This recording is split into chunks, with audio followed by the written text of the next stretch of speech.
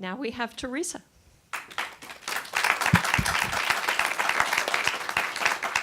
I'd say howdy from Texas, but I'm originally from New York. I actually grew up here in North Carolina. We're going to talk about surviving change and building resiliency. My whole life shouted change. Imagine a sassy teenager. Wham! Dad smacks my face, blood flies. Dad's been drinking too much again. I survived that. I thrived afterwards. Next, big transformation. I'm a happy science school teacher, living life. Ma'am, I'm really sorry to tell you, your husband's been killed in a motorcycle accident. How do I survive this? I've got 2 teenage sons. What am I going to do? I'm thriving. All right, I want you to think about what's the most recent change you just experienced. Think about it. Maybe it's, woo, I'm married again, life is great. Or maybe it's, mom's dying.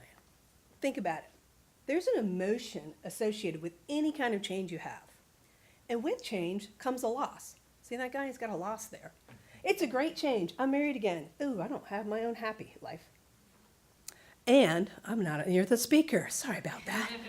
You can hear me anyway. I was a school teacher, right? So any change you've got's a loss. There's steps for surviving change. So many people ask me, how have you done it? And I've come up with steps. I've researched it. I've learned it. And we're going to learn how to move through those changes. These slides take way longer than 15 seconds, by the way. Well, let's see. We're going up the staircase at some point. All right, so number 1, you want to make a list of all your losses. Think about it. You didn't just get laid off. You lost your stability. You lost your income. You didn't just lose your significant other. You lost the dude who cuts the grass, your BFF. List them all. Have your clients do this. List everything. And then you want to mourn those losses. Cry, scream, yell, rant, rave, journal, whatever. Don't stuff it. It'll come out. Oh, well, trust me. Take time to grieve every one of the losses. Wallow in them for a little while. Don't get stuck in depression. That's not a great place. Then think about all the changes you've ever overcome in your life. You've done something before. You graduated, you moved, maybe you had a career, different jobs. Maybe you've been through births and deaths. Think about all those amazing changes you've been through in life. Make a good list of those. Think of all of them. And then all those amazing skills and resources you've already used. Mom died last year. Ooh, who knows how to fill out life insurance and estates? That would be me. I'm an obvious choice. Take those skills and move through that change. Use them. Remember what got you through it. And then, what is your new reality? Accept it. What do you have control over? What can you change? I'm now the remote elderly caregiver for my dad in dementia care. Ooh, that's not what we planned on doing. But it's okay. So, many people change, many people survive. How do you get to thriving? I call it that X factor of resiliency. Kind of corny, but I liked it. So, how do you get resilient? Lots of people are like, Teresa, how have you done it? I'm like, I don't know, I'm resilient. Been through a lot of change. There are actually skills you can build. So, there's resiliency defined. I like the spring. Think about the spring. You squish it, it bounces back. You pull it, it bounces back. That feeling of bouncing back, that's resiliency. How many of you want that? How many of you want to give that to your clients? Oh, yeah.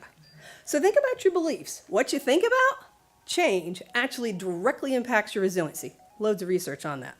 So we're going to learn, I'm going to give you a few skills, just a few little snippets of how you can actually work on changing your beliefs so that you can become more resilient. You can share that with your clients. Change is going to happen. We got that. Can you look at it as a learning opportunity? Over the last 2 years of dealing with elder care, I kept going, what can I learn from this? What can I learn from that? Let me tell you, I learned all about elder care and dementia and hospice. I learned. That belief, there's something out there in the future for you. That there's something else. There's the light at the end of the tunnel, somewhere. I've lived in an alcoholic home for a season of life. I've been a widow for a season of life. I survived and thrived after both. It's a season. Personal boundaries equal healthy relationships. We as coaches know this. It's so important to make sure your clients understand what they're saying yes to, what they're saying no to, keeping those nice, healthy boundaries, and who's toxic. I could be the victim of an autoimmune disease called psoriatic arthritis. I'm not. I could still blame that lady that ran over my husband and be the angry, bitter widow. Ugh, that's not me. You got to move beyond that. Easy one. If you're planning your goals, that's awesome.